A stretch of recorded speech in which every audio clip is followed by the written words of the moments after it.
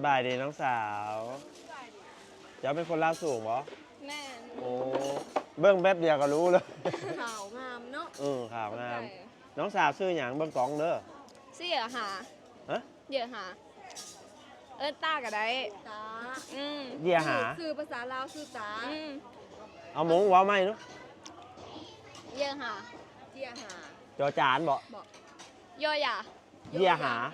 เยี่ยหาเยี่ยหาโอ้ข่าวงามเดี๋ยวเด้อพี่น้องเด้อพูดนะสาวลาวสูงชั้นม.6ม.6สิจบแล้วเนาะเลยม.6สิจบแล้วโอ้เราไปยี่บงานกินเจียงคือบ่ได้ตัวใหญ่ปานใดเนาะ